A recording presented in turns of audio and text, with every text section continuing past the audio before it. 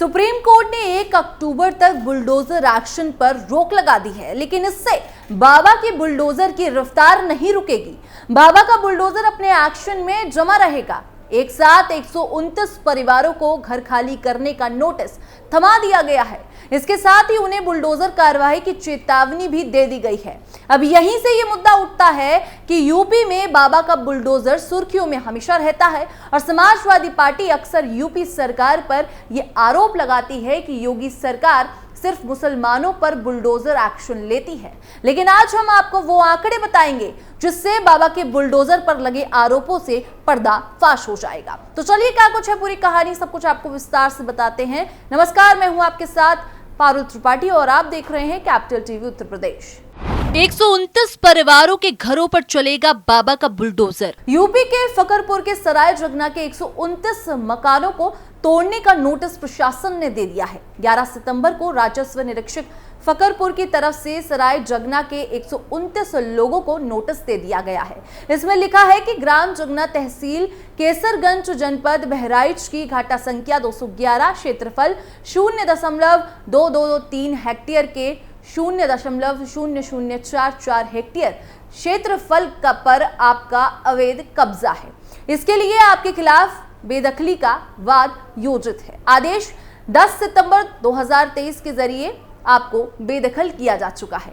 पुराने नोटिस के मुताबिक नोटिस मिलने के 7 दिन के अंदर सभी को अतिक्रमण हटाने के लिए निर्देश दिया गया था। अब दोबारा सभी लोगों को बलपूर्वक कार्रवाई की चेतावनी दी गई है। साथ ही अतिक्रमण हटाने में आने वाले खर्च की वसूली की बात भी कही गई है।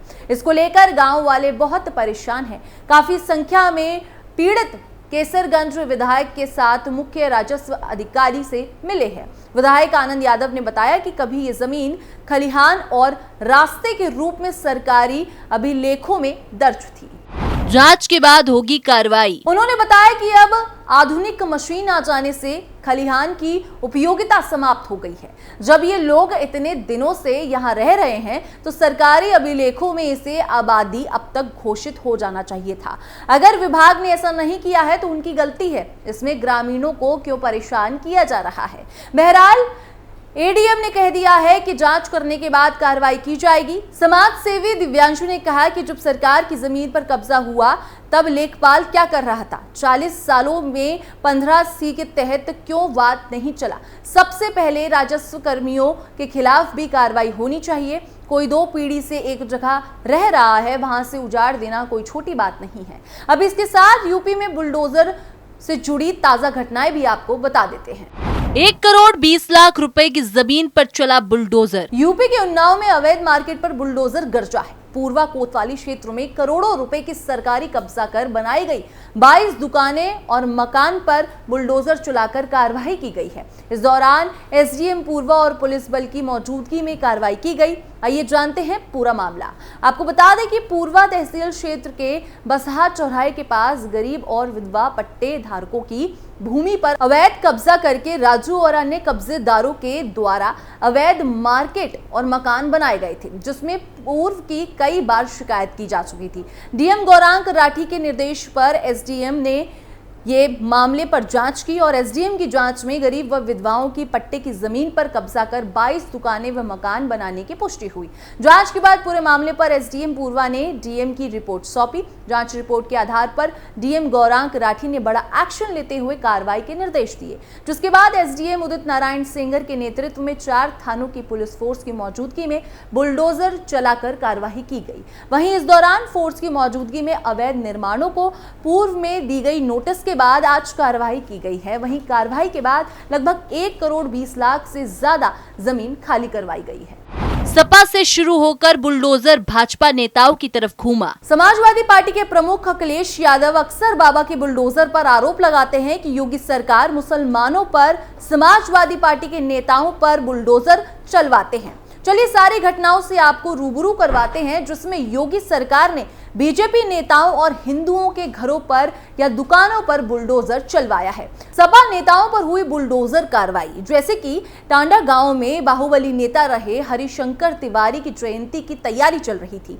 5 अगस्त को जयंती वाले दिन गांव के मेन गेट पर उनकी मूर्ति लगानी थी। 4 फीट का चबूतरा तैयार था, लेकिन डांडा निवासी और हरिशंकर तिवारी के ही रिश्तेदार डॉक्टर राजा वरिष्ठ त्रिपाठी ने प्रशासन से शिकायत की। शिकायत में कहा गया कि सरकारी जमीन पर चबूतरा बना है। इसके बाद एसडीएम ने चबूतरा जेसीबी से तुड़वा दिया। अगस्त महीने में ही कन्नौज में नाबालिग से रेप के आरोपी नवाब सिंह यादव के रिश्तेदार के कोल्ड स्टोरेज पर बुलडोजर चला।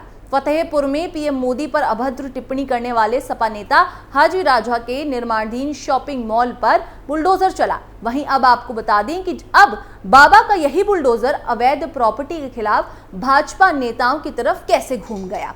बरेली में भाजपा के पूर्व विधायक स्वर्गीय केसर सिंह की अवैध कॉलोनी, पूर्व भाजपा और ब्लॉक प्रमुख योगेश पटेल और भाजपा के अल्पसंख्यक मोर्चे के प्रांतीय उपाध्यक्ष शेर अली जाफरी के अवैध बारात घर पर बुलडोजर चल चुका है। सीएम योगी के पहले कार्यकाल में 26 गैंगस्टरों पर चला बुलडोजर। योगी सरकार के पहले कार्यकाल में कुल 26 गैंगस्टर्स पर प्रशासन का बुलडोजर चला था। इसमें कानपुर में विकास दुबे, गाजीपुर के मुख्तार अंसारी और प्रयागराज के अतीक अहमद का नाम सबसे ऊपर आता है।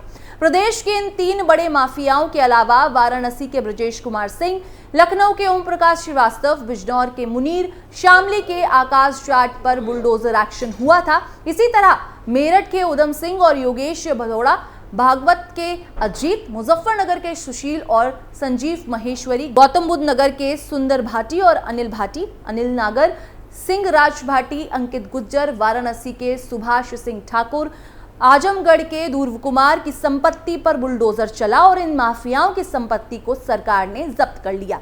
अब इन सभी माफियाओं के नाम देखने के बाद आप खुद समझ गए होंगे कि बाबा का बुलडोजर धर्म देखकर नहीं चलता, क्योंकि इन 26 लोगों में 16 हिंदू माफियाओं का नाम शामिल है।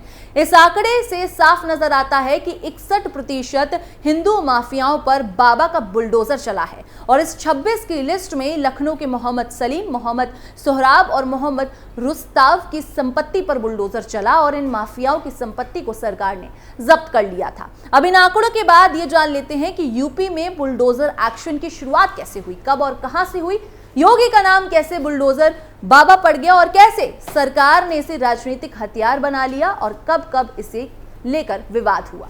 यूपी में बुलडोजर एक्शन की शुरुआत 2017 के मार्च महीने में योगी की एंट्री हुई। पहले कार्यकाल में 13 से ज्यादा बाहुबलियों के घरों पर बुलडोजर चले। इस कार्यकाल में कुल 15,000 लोगों के खिलाफ प्रदेश में गैंगस्टर और anti social activities prevention act के तहत मुकदमा दर्ज हुए थे। इन्हीं में से कई के घर पर प्रशासन ने बुलडोजर चलाया। तब इन कार्रवाइयों को भाजपा ने सुरक्षा, अपराध मुक्त प्रदेश जैसे टैग लाइन से जोड़ना शुरू कर दिया। इसे योगी आदित्यनाथ सरकार ने समाजवादी पार्टी के कार्यकाल के समय से कानून की बिगड़ी स्थिति को सुधारने का रास्ता भी बताया। 2 जुलाई 2020 की रात को कानपुर के बिकरू गांव में गैंगस्टर विकास दुबे ने साथियों के साथ मिलकर 8 पुलिसकर्मियों को मौत के घाट उतार दिया था। पुलिस ने गैंग को मिटाने की शपथ ले ली। विकास दुबे गैंग के एक आदमी को एनकाउंटर में मारकर गिराया गया था। 40 थानों की पुलिस फोर्स और उत्तर प्रदेश के ADG law and order Prashant Kumar, SSP Kanpur Dinesh P, IG Kanpur JN Singh की मौजूदगी में विकास दुबे के उस घर पर बुलडोजर का एक्शन हुआ, जिसकी छत से चढ़कर बदमाशों ने डिप्टी एसपी देवेंद्र मिश्रा समेत 8 पुलिसकर्मियों को गोलियों से छलनी कर दिया था। 4 बुलडोजर लगाकर विकास दुबे की अपराध से अर्जित संपत्ति, वो फिर चाहे मकान हो या फिर उसकी गाड़ियां, सभी को तहस नहस कर दिया गया था। इस दृश्य को पूरे देश ने टीवी पर देखा था। यूपी विधानसभा चुनाव 2022 की घोषणा के 50 दिन पहले से योगी आदित्यनाथ प्रचार में लग गए थे। 8 जनवरी को चुनाव ऐलान से पहले वो 68 रैलियां कर चुके थे। एक भी जगह उन्होंने बुलडोजर का प्रचार नहीं किया था। 20 जनवरी को कन्नौज, इटावा समेत 16 जिलों में तीसरे चरण के वोट पड़ रहे थे। अखिलेश बगल के जिले अयोध्या में चौथे चरण के लिए रैली कर रहे थे। उन्होंने मंच से कहा, जो जगहों का नाम बदलते हैं, आज एक अखबार ने उनका ही नाम बदल दिया है। अखबार अभी गांव में नहीं पहुंचा होगा, हम बता देते हैं उनका नया नाम रखा है बाबा बुलडोजर। तो इस बाबा के बुलडोजर के एक्शन से आप कितना सहमत हैं, कमेंट सेक्शन पर जरूर बताइएगा। बाकी देश और दुनिया की तमाम खबरों के लिए देखते रहिए कैपिटल टीवी उत्तर प्रदेश।